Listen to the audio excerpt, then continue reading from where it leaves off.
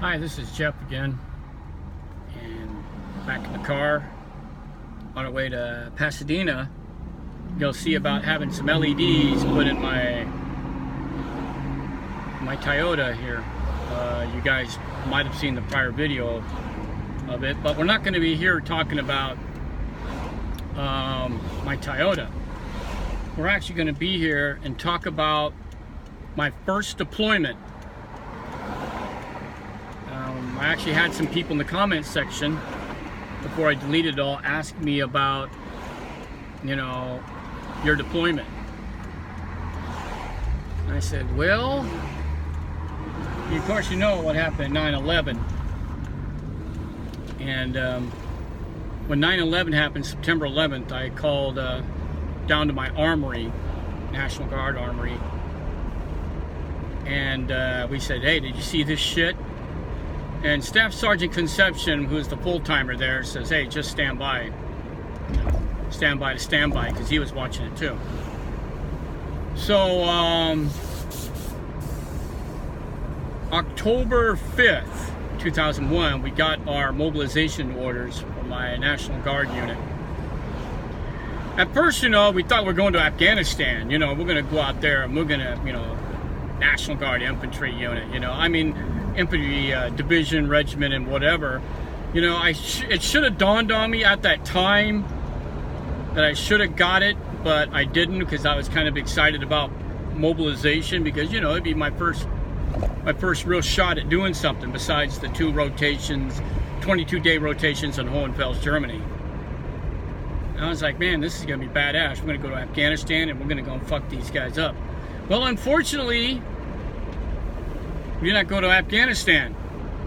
They didn't tell us what we were doing until after October 7th, when we got on the buses, loaded up all our weapons and all that other stuff, a lot of gear, and we drove all the way out to Fort Carson in Colorado.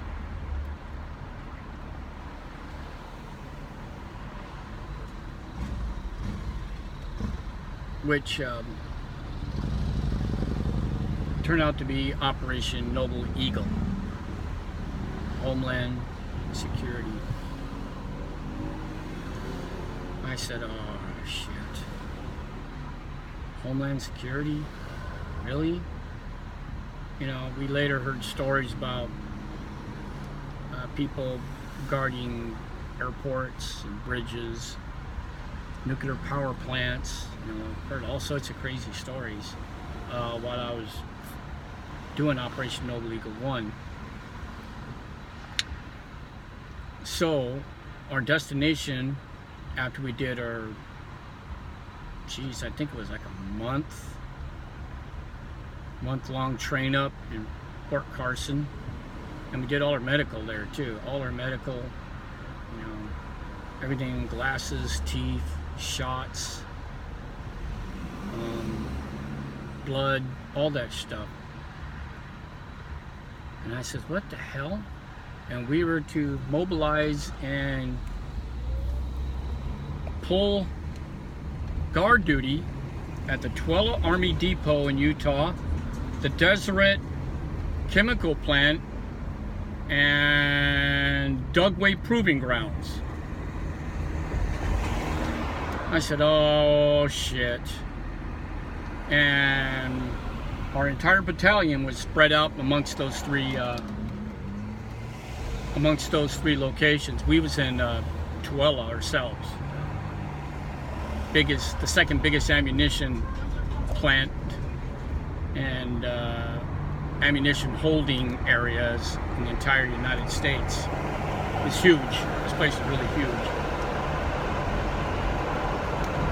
So I kind of wondered what the hell happened. I'm going, what the hell, But, since 9/11 was so fresh in our minds, we had no idea what was going to happen. We don't know when we're going to be attacked or when something else is going to happen. So we took that deployment pretty damn serious. We walking around on this area with body armor and full battle rattle. I mean, we had You know, we were walking around with 7 magazines apiece, or M16s, or M60s, you know, or 249s. We had our early 249s.